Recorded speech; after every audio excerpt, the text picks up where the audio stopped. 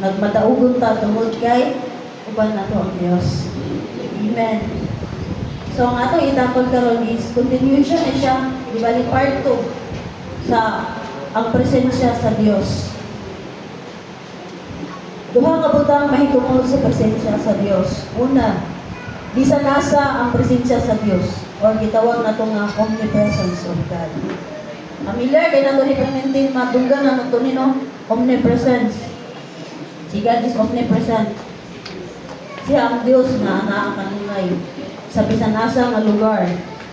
In Psalms 139 verse 7 to 8, ingon siya, asa ba ako paingon aron mahilayo ako sa imong espiritu? Asa ba ako mutago aron mahilayo sa imong presensya? Kung musaka ako sa langit to, atoa ka dito. Kung mihiga ako dito sa kalibutan sa mga patay, atoa ka usab dito. Ang Dios anaa kanunay sa bisan asang bansa, bisan asang lugar. Kanunay uban ang Dios nato. Bisan asa ta motago, kita sa Ginoo. Walay butang, walay kuan kanang sitwasyon nga wala mabalo ang Dios. Nasayran sa Dios ang tanan nga panghitabo sa atong kinabuhi. Nagisgot kini sa kadako sa Ginoo. Usa kini sa pagpadayan sa atong pagtuo nga siya anaa sa tanang lugar, sa tanang panahon. Dili kay namang ko'y usahay nga kanang bitaw ang atong kapanti lang is amot ko sa church kay magtuan ko gawag ang presensya sa Ginoo. Sa nasa ta, pwede daw mo tukampit sa Ginoo. Dili lang kay dapat to'y mga kanang bitaw lugar nga gipuy-an gid sa presensya sa Ginoo sama sa church. Pero ato gi-reminder na sa Ginoo gani nga moment nga anytime, any moment bisan asa ta makasampitan niya. Kaya siya uban kanato kanunay. Kasagaran kini nga pagtuo nagagikan sa atong mga hunahuna tungod sa atong nabasa sa Biblia o sa atong nakita sa palibot. Amen.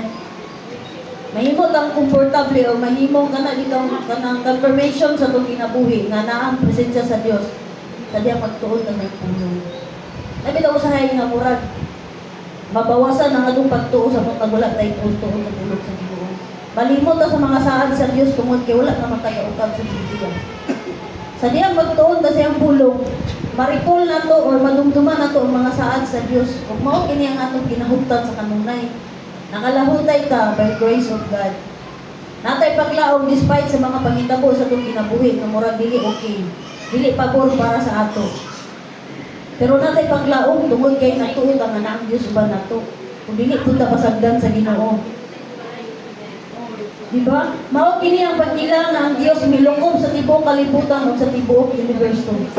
Ang Dios wala gyud sa bitaw nga dili sa kung sampit sa Ginoo kay wala ang Ginoo karon. Kanunay ana ang Dios, buhi ang Dios. Dili nato siya makita. Pero ato siyang pagatian. Ato masinati ang iyang espiritu nga manglihok. Ikaduha, buhi ug masinati nga presensya sa Dios, manifest presence of God. Di ba kasi natin nato na labi na sa mga praise and worship dito, kasi natin nato nga gapanglihok presensya sa Dios. Usahay kana bitaw mabago ang kana bitaw flow. Ay mga higayon gyud mabago ang flow sa kuan. Kay unang lihok ang balang espiritu. Masin natin nato na even sa atong kaugalingon sa devotion nato o sa kanang bitaw quiet moment nato bitaw quiet time sa Ginoo na bitaw mamalandong ta sa Ginoo ba nga mabati nato yung presensya bitaw makahinungtok ka na lang yun makahilak na bitaw sa maayo bitaw sa Ginoo kay kung Lord diya sa pagtuon na ako gid na learn bitaw nga kana bitaw diya gid sa pagtuon sa pulong sa Ginoo na ay mga ipadayag ang Dios na bago sa imong na bitaw. Sige na nimo kabasa ni nga verse, sige na nimo familiarize na nimo nga mga kuan pero sa diyang tun-an nimo, ako kung na-learn bitaw sa diyang magtuon ta sa pulong sa Ginoo, dili day nga continue ra tag basa. Kay mga moment day nga mo stop ta. Kamutag kani nga pulong bugat para sa imo. Kinahanglan gid siya nga tukion bitaw nga dili lang bitaw nga passive ra bitaw nga pagbasa nga ako basa kay kinahanglan ko mag-journal. Kinahanglan ko nga magtuan ko. Di ba, linahimo na lang requirement ba? Dili na bitaw ang kuan na bitaw ka ang motibo kitang basihan tayo sa Ginoo. Naka-learn ko bitaw nga na niabot isa punto bitaw nga santok sa kumuna-una na kanus-a ka nagbasa sa Biblia nga na bitaw kinesing-kasing or kanang tuyo di mo ba magtitinguhan ni mo presensya sa Ginoo. Dili kay nagtuon lang kas Biblia kay mo baro kas pulpito mo tudlok na. Nakoreksyonan ko sa Ginoo na kanus-a ka nga panahon nga nagtuon ka para sa mga galingon. Dili para kay naa kay tudlok. Nakoreksyonan di ko na nagmayog, nakatulog gid akong luha kay aminado ko. Mapugos ko tuon, mapugos ko basa sa Biblia tungod kay mabaro ko. Nalisod mo baro kanini nga dili ka gapon. Kung ignaignan di ko sa Ginoo, kanus amang ka nagtuon sa Biblia para sa imong kaugalingon. Na nagtinguha ka sa presensya sa Dios. Kung bugat gid kay na siya nga kana bitong confrontation. Pero kailangan din natong dawaton. Kaya nga no, dahil man taog level sa pagpangalaga, di ba? Ngay uban nga, dili pang fully matured. Ngay uban nga, kani pangapulong ang kaya. Pero sa diha, dahil mag-anam ka og tubo sa espirituhan ng bahin, nagi mga bugat nga pulong ay padayan ng Diyos sa inyo. Kung nagdipindi po na sa ato kung saan na ito pag-response. May imo ra ba ning okay ra sa ato or natay buhaton? In Psalms 16 verse 8, hibati ko kanuna yung pag-uban sa Ginoo. Wala ako'y kahadlukan. Anaaman siya sa akong duol. In verse 11, yun siya, ang imong presensya naghatag ka nagtutubang kalipay. Iparimahindan ta perminti sa Ginoo. Kung nagtinguha ang tagalipay ni kalibutan na, ganun, hindi mo na ito siya pangitaon. Kaya diya sa presensya sa Ginoo, pamiliginan niya ipadayag naadihatin doon nga kalipay. Despite sa pangitabo sa imong kinabuhi as a Christian, di ba, usay kay murag naaga po'y joy sa atong kasing-kasing. Despite sa pangitabo sa imong mga better days, naay po'y mga pait nga kanang kasinatian. Mga butang nga wala na to i-expect. Mga butang nga dili na to kadawat nga nahitabo. Pero naaga po'y joy, naay kalipay sa atong sulod. Naaga po'y tayo paglaog. Tungod kay di sa aram man ta sa Dios. Diba? Eh kung wala ang saad sa Diyos sa itong kinabuhi, hindi siguro ito kalahutay. Naparimindan po ko sa Ginoo sa katong time dito nga nag-eskwela ko sa college. Wala man gito ba kanang kumbaga basihan mo ang among sitwasyon, among panginabuhian na kung mamara usa ang nagbuhi sa among. Murag kana bitaw pero dito nga moment na buhi pa akong kuan among stepfather. Pero ayon ko kung basihan gini mo ang kita nila dili gid enough. Na kung may eskwela ko, dili gid enough nga ma-providean ko. Pero sa dihang sa pinagi sa damo ko, ipadayon ko sa Ginoo. Nakita po tayo sa Ginoo ang desire sa mga kasing-kasing na gusto ito sa eskwela. Pero dili pa gid gayon siguro. Moto nga may mga tao yung gigamit. Even sa pagkuhan bitaw sa pag-ipa-enroll, bitaw walang-wala gyud. Pero ipadayon mo sa Ginoo. Nalimot ko sa itong nabuk, basta may butang dito nga even ang desert kayang patuburan sa Ginoo. Mala ka itong sitwasyon, wala gid financially, wala gid paglaom. Pero nagigibuhat ang Diyos. Ngadto sa second year na wala akong stepfather. So samot, langanin gyud. Eh wala na akong breadwinner. Pero grasya sa Ginoo nakagraduate ko. Tungod kay pinagi sa damo gipadayon ko sa Ginoo. At na siya, yatubang niya akong mama o papa na ako sa likod. Tignan din niya nga, ako'y magpahuman sa inyong anak. Dito bitaw ka lang, buhay pa man akong biological, pero dili ni, okay, really ang relationship tungod kay murag ako nasabtan, dili ko dawat, murag na bitaw. Nanato, murag ni, kuhan sa ako aban, approach ko niya, i-add friend ko niya sa Facebook, katugay nga panahon, nagka-contact ni, siguro na yun din siya nga, nagsaad siya nga, kana bitong kung gusto ka, pa-eskulahon ta ka. Pero kato nga saad, kaduha ito na feel. Kaduha to na pakyas. Grabe akong hilang sa Ginoo dito, kaya nag-expect na ko nga, kaya mo ba niyang saad? Lugignan din ako siya. Ang Ginoo nagsaad na ito, pa-eskulahon ko. Kung gamiton ka sa Ginoo, para mahitabo ang iyang isaad, maayo. Pero mura sa ito nga moment nga, dili dito siya continue. Kaya ako na magiging ang ni cut off kay ano kay na-stress ko. Dili tungod sa eskwela, pero tungod bitaw sa mga humihong bitaw na bis kay nagampo kog mayong relasyon nato ganila naging mga tao nga gusto mo huba. Ug motong ni kuan dito sa ila, ni kuan dito sa ilang nga kuan. Kay dili pud ko gusto nga nun man ko nga pag-focus sa eskwela ayo sa nang pagsimba-simba. Nagignan din ako siya nga Ginoo ginagsaad na ko nga pa-eskwelahon ko. Tungod kinangalagat ko mga eskwela ko. Muto nga, grasya sa Ginoo by the grace of God, pinaagi sa Unipas, nakahuman ko. Pero kung buto ng taon bitaw nga mong sitwasyon, more imposible yun. Na mga butang sa itong hinabuhi, nga padayigan ta sa Diyos. Tungod sa saad sa Diyos, tungod sa presensya sa Diyos, nakabalayon ta. So kinahanglan gid yung mutugi ka sa iyong pulong. Kay gani bigaw nga mga kining presensya bitaw sa Dios, kung dili po day taas ang Christian. Kung atong lifestyle is kana bitaw ayara ta makadungog sa pulong sa Ginoo kung Sunday na. Ayara ta makabasa sa Biblia kung Sunday na. Dili ko accepted ani. Wala ko ni barog dinhi kay perfect ko. Wala ko ni barog diri tungod gibuhat na buhat ko na ni. Ni barog ko dinhi as a representative sa inyo. Ay nasinati ko po din. Na bitong Kristiyano ta, active ka. Pero kumusta man ang atong personal na relasyon sa Ginoo? Nakita sa tao na active ka, nakita sa tao sa mga kauban sa simbahan na buminti ka simba. Naata buminti atong presensya.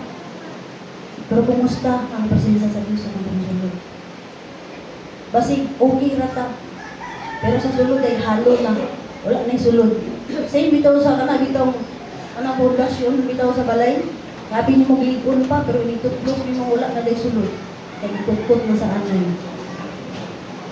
Inanhaan, grabe ka bugat ang ipadayag sa Ginoo bitaw nga kumusta ang imong relasyon niya sa Ginoo. Kung sa'y purpose ni mo manong nangalagad ka. Kung sa'y mo gitinguha, nga magpadayon ka. Muna atong iituki sa itong kaugalingon bitaw nga kumusta man akong pagkakristohanon? Kumusta man akong relasyon diya sa Dios? Eh basi, mo bitaw usahay, ang ubang mag-backslide na lang. Eh ano, wala na sinati ang presensya sa Dios. Basi natin man ato apan dili consistent tungod kay wala pud na align atong kaugalingon sa bubuton sa Dios.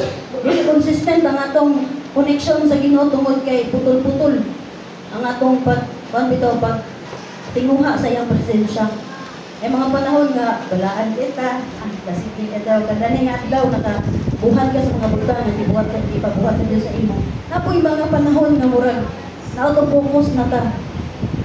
Na-focus nga, nasintro ang atong goal, o atong focus diya sa mga butang, na wala na in-line sa kung sa'yo ipabuhat sa tuwa. Tungod sa kapikos, may nalabitaw nga na mga, mga distraction sa kinabuhi. Masinati, maginato na. May mga kinahanglan nun, may nakalit, may emergency, may kalit ng hospital, mga inanay, bitaw nga, pa-distract, bitaw ta. Gialaw na sa Diyos, dili para na bitong ibulag ka o isa. Usahay na mga panghitabo sa itong kinabuhi, nga i-redirect na sa Ginoo. Na mga desisyon sa kinabuhi nga wrong. Na mga sitwasyon yung Lord, nanikamot man ko. Anong hantod karong wala pang ginakuha? Grabe na imong pagpanikamot. Wala gyapon nimo nagatunan. Kasi dahil dili na mao ang alignment. Wala na inline ang imong tinguha sa Diyos para sa inyo. Kung nay mga sitwasyon nga atong giampo, nay answer na no. Dili tanan yes. E basi dahil wala na inline. Dagan kayo ang makita nato sa Biblia diin ang buhi nga Dios nagpadayag sa iyang kaugalingon ngadto sa iyang katawhan. Ang Ginoo nagpadayag sa iyang buhi nga presensya ngadto kang Adan ug kang Eva. Diba dito sa Garden of Eden, kanunay nila uban ang Ginoo sa pagkataon. Pero sa dihang nakasala sila, mitago sila dito sa presensya sa Diyos. Ngadto kang Abraham, daghan mga moment sa kinabuhi ni Abraham nga nagpadayag ang Dios. Atong gisuwayan siya na hina niya sa Ginoo nga kung tinuray ka nagkuhan ko, ihala din mo anak. Isupod sa Diyos kung unsa gid ang pagtuo. Ipagsalig ni Abraham sa Ginoo. Kang Moses, even si Moses, Ingon din, rason si Moses nga, Lord, dili ko pwede gani kay natulog ko, di ka nang dili ko, maayo mo istorya, sin sa kuha, agkakan ko, ganang kani, gatapoy ko sa hay. Pero di gamit siya, ipadayagan siya sa Dios. Sa mga Israelita, sa panahon nga kuhan sila, nagbakta sila sa disyerto, in 40 years, pila ka higayon ang Dios, nagpadayag sa iyong presensya nga ito kanila. Even sa mga propeta, sa adlaw sa Pentecost, kung even kang Saulo, na mao si Pablo, nagka-encounter gapon siya, dili siya apostol dito nga panahon na usa siya sa mga nag-crucify sa mga gasangyaw sa pulong sa Ginoo. Ang tibok Biblia nagdeklara sa nga buhi nga Dios, taliwala sa iyang katawhan, sugod sa sinugdanan ngadto sa katapusan, ang pulong sa Dios nagahisgot mahitungod sa pagpadayag sa buhi nga Dios ngadto sa tawo. Amen. Buhi ang Dios natong yalagaran. Ana siya kanunay, uban ka nato. Bisan asa ta, bisan unsang orasa, uban siya nato.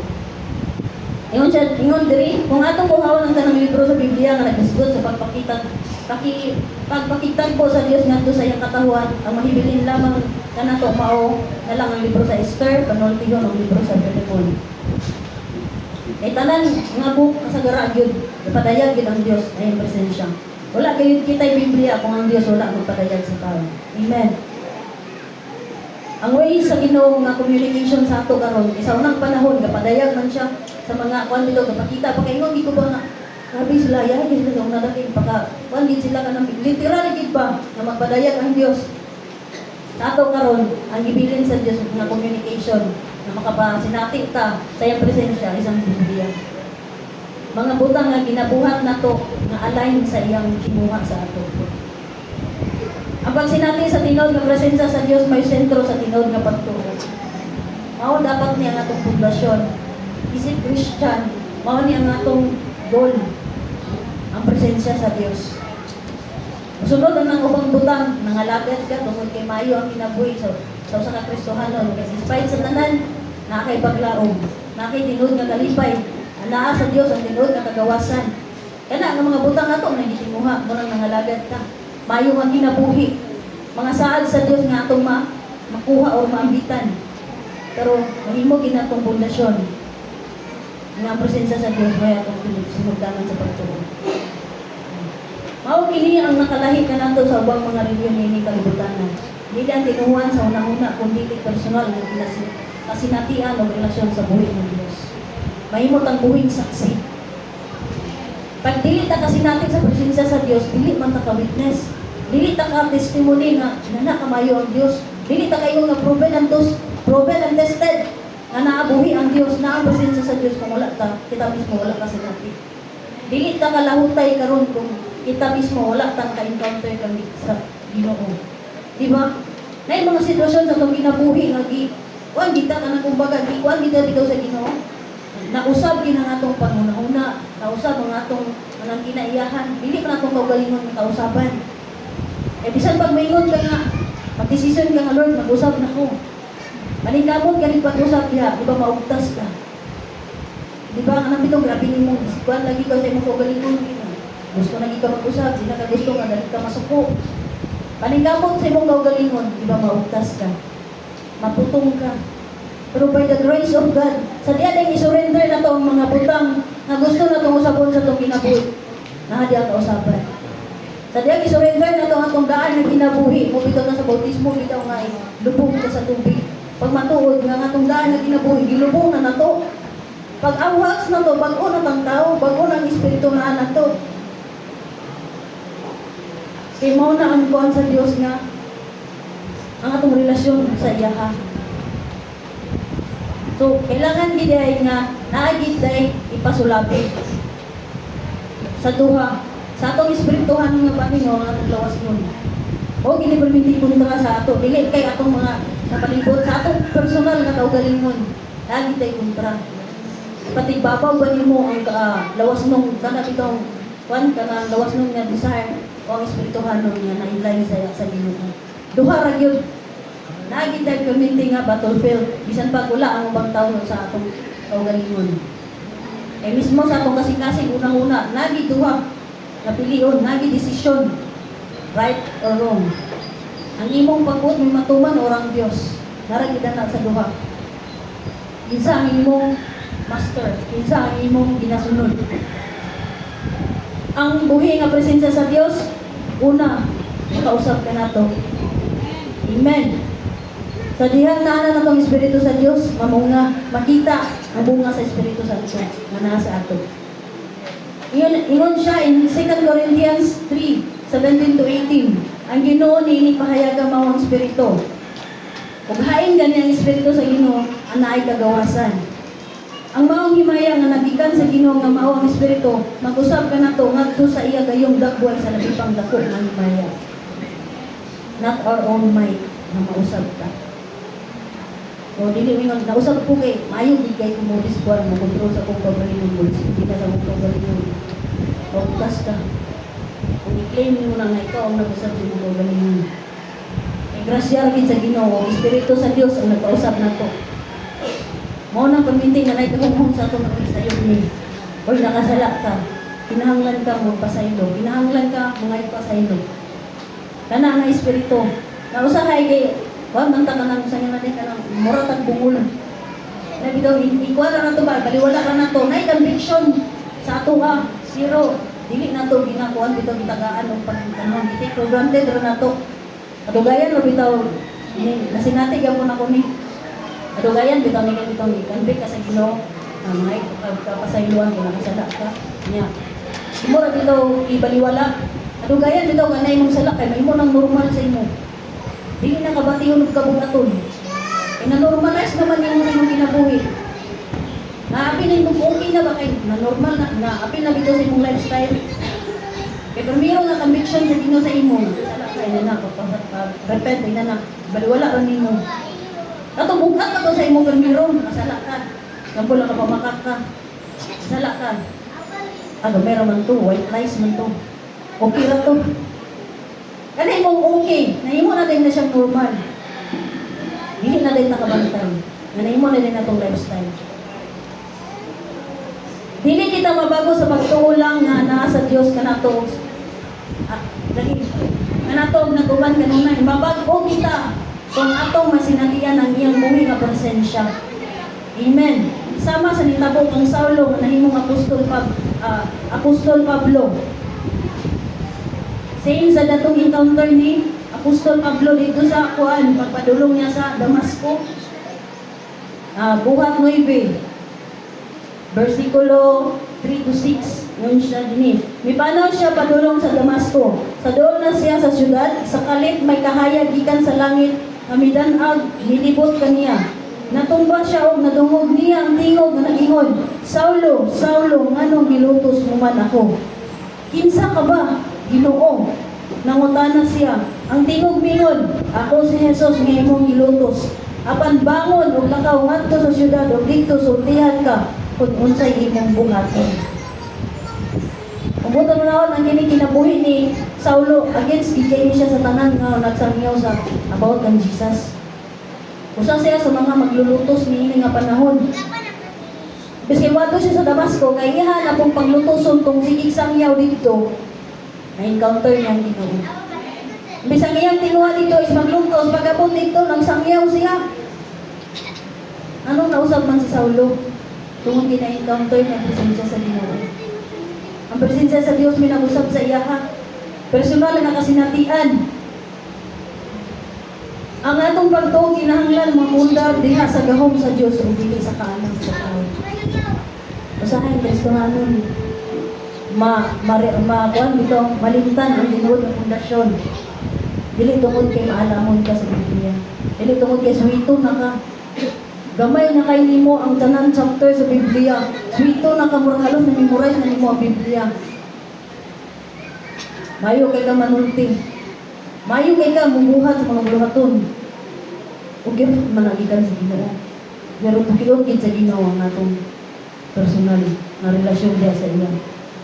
Nga, siya pa ba ang nag-glorify sa itong kinabuhi? Diba? Lagi mga panahon kainan ha. Reflect na sad ka. Kaya nga no, usay, ginatuki, ginakong magalingon ko nga, Lord, basi bayag hambong na ning ako. Dili na ni kaming gikan sa inyo. Ay mga kasinatian nga murag proud ta ba? Nabitaw ay bayan ay mga moment nga murag proud kita kay gamit ka sa Ginoo, proud kita kay nakabarog ka. Nabitaw pero ato ginitugion. Atong susingon atong kasing-kasing kay usahay dili ta kabantay. Kung dili sa tanang panahon makabantay ta, manang iparemindan ta sa Ginoo nga tugion atong permente atong kasing-kasing, atong tinguha sa atong ipangbuhat. Wala may nagingon nga, same sa naitabo ni Martha o ni Maria ba? Hindi ba sa iyo ang ibuhat ni Martha? Pero nakuan din niya, nalimtan din niya ang pinaka-importanteng butang. Dahil sa itong mga kinabuhi, dili sa iyo nga maningkamot ta, dili sa iyo nga manarbaho ta, dili sa iyo kung unsa nga itong ibuhat karon. Pero permandan ta sa Ginoo nga may mas importanteng butang. Naangay na itong unahon. Wala ta gididan. I-redirect lang ta kay basig na auto-focus na ta. Amen. Ang atong pagtuo kinahanglan mapundar diha sa gahom sa Dios ug dili sa kaalam sa tao. In 1 Corinthians 2 verse 4 to 5. Ingon ang Biblia, ang akong pagpanudlo o pagwali dili pinaagi sa madanihong mga pulong sa tawhanong kaalam, kundi dili pinaagi sa pagpasundayag sa gahom sa Espiritu sa Dios. Aron ang inyong pagtuo dili magagad diha sa kaalam sa tao kundi sa gahom sa Dios. Amen. Tama yung mga preacher na maibig kayo, kung maibig kayo sa pulong sa Ginoo. Kung masabtan na ito ba nga, nabatay mga anak itong pagsabot itong murag, kuhan pa kayo, kanang mabaw pa kayo, ay mga pastors and kuhan nga, kanang itong lalong na gidang ilang lalong na bitaw ang pagpadayag sa presensya sa Diyos. Makapamati ka, makaingon ka nga, ang mauli na Lord, na. Lagi ba yaw sa nga ag-amaze ka? O ma-amaze, makita nila sa mga grabe ang pagpamuhat sa Ginoo sila kinabuhi. Makita ginato bitaw nga namunga ang ilang ministry, gigamit sila, grabe ang bitaw anointing sa ilaha. Pero dili giday ko na magbasig na. Magbasig yun sa gahom sa Diyos. Ang atong pagkakristohanon, magbasig yun sa gahom sa Diyos. Kaya kanang mga butang nga gihimo sa mga apostoles, gihimo sa mga tao nga nagigamit sa Dios. Grasya na siya. O bunga na sa ilang pag-obey ni Lord. Bunga na bitaw itong kung puno dahil sa Espiritu Santo, kung puno ta sa presensya sa Dios, muapaw na siya. Kumbaga, wala ta vessel ba yata na kung wala tayo sulod dun sa muapaw sa ato. Di ba? Muna kinahanglan gid ka, mga Kristohanon, aron mapanalanginan ang uban, balibot na to, dili lang tatamang sa istorya. Dapat makita to sa atong buhat, sa atong lifestyle. Muna kita ng uban na mag-ingon niya, Kristohanon, mga daw, uyaw kumusap. Di kita makakuha na nakahimo pa ng pandamay. Ang ano, usahay mo na agad kita sa tao, dili na to na malikayan, dili mabuntang mga prophet. Kaya nga no, ang process pa mong yamunta. Walang atong gintukiyo ng atong kaugalingon, kung na-inline pa ba, atong batasan sa atong pagkakristohanon, na-inline pa ba ang kristohanon ta? Eh basi, nainhan ta ang kristohanon, pero ang atong pagkinabuhi, sukwahi. Usahay na ba kayo, kung ginaihukom nila sa imo ha? Dili, ginaingon nga, kuwan, kay tinuod gina, nga mau kuwan sa imo, ibala sa imo. Ibig mga Kristohanon kay sunan na ito sa pagtuo sa iyo. At kabalahan ka na. At dubog ka. Pastor ka mo lahat, pero pinanga imong batasan. Hindi ba sa tanang panahon, normal. Nagkanap itong okay ang imong kuwan. Pimitan ang uban nga, babackslide ang uban, mawala, mahiya, tungod kay nakapokus sila sa unsay nahitabo o unsay gibuhat sa pastor. Nga, lahi-lahi man ta, proseso man na. Kung na nakabutang witness niya, na kung ka witness, oy, kung nakasala siya, kasala, kung ka. O, bumitaw ningon ang Matthew 7 verse 1, nga yung paghumya mo ba, naroon bilit na human. Makasala ta, na mga butnay, mga higayon, makasala ta, pero dili na ni rason, na hukman na to ang uban. Ikandim na din na to. Ikandim na to, agin siya, pastor, mo, bakakon kayo. Datura mo moment siya ng pabangka. Pero grabe na din yung ka-definition na susiha daw yung kagalingon kung wag ka nakapamaka. Before na ito ihukom sa uban bitong ipahid ang sala sa uban, tanaw ng sala sa uban, ato sang susiyon na itong kagalingon. E listen kayo nga sige kong panghimantay sala sa uban, sala ni pastor, sala ni leader, sala sa imong gisuon, sala sa imong ginikanan, sala sa imong kinsa pa na diha. Pero sa imong kagalingon dito pakahukom. Kaya mo na giparemindan na sa Ginoo nga makasala man ang taong rayo ikandem. Wala gigagaling, wala gitagaling ikandem sa Ginoo. Ibuto na sa isang adlaw kapila nakasala. Wala ta kabalo sa una-una sa pulong sa buhat, kasala na ta. Di ba? Kaya na yung mga sala nga wala na ito giduyo. Wala ta kabalo nakapasakit na sa tao. Wala ta pinagi sa tong pulong. Nato yung mga tao nga nagmahay na nato. Manang ayaw ikandem ang uban.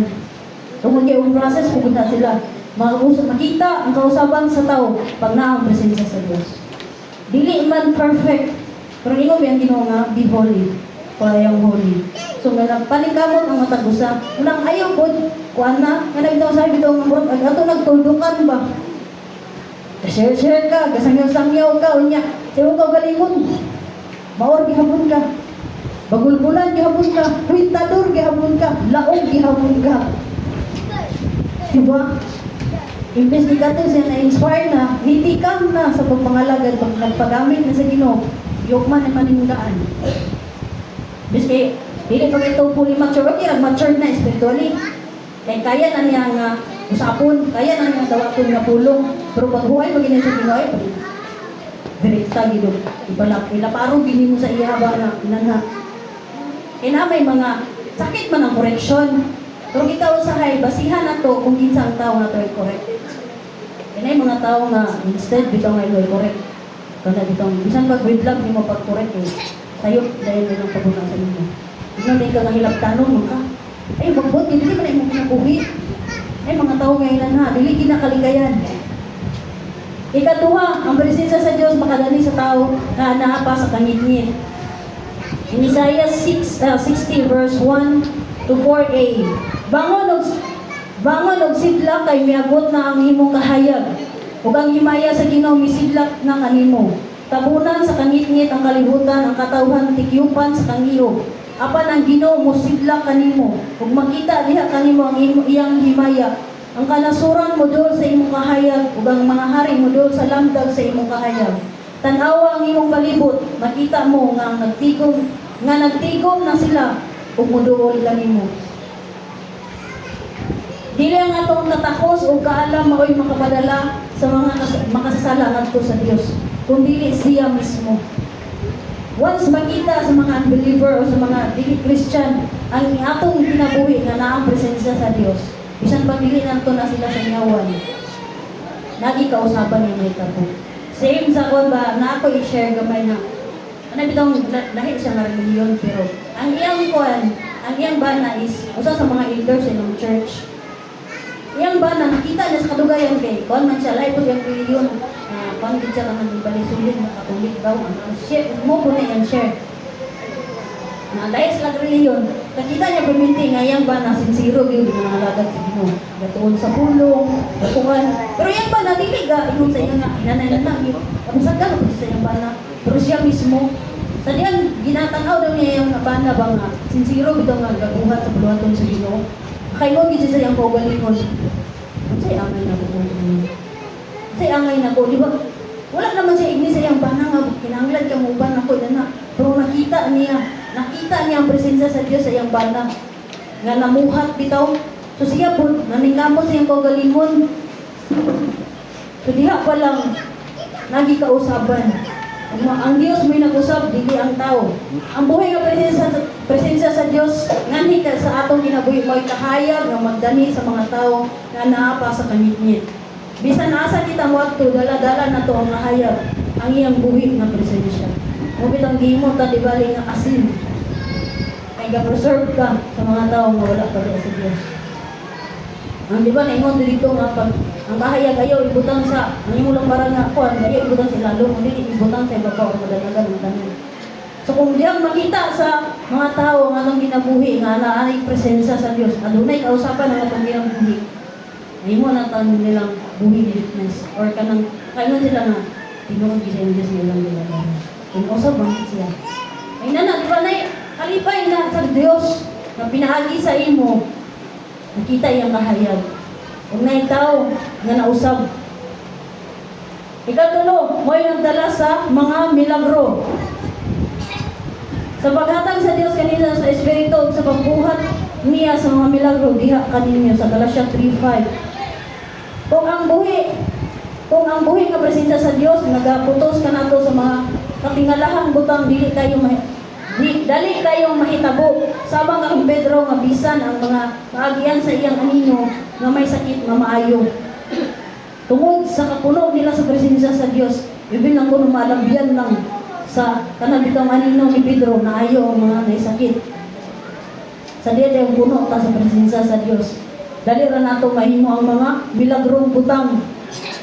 So, kung karon murag nigampo nimo walang naulian, puno sa siguro ka sa balance spirito, kung si kulang pa ta. Di ba ni mga senaryo ngayon na nayuban dito nga gampo na to na bitaw.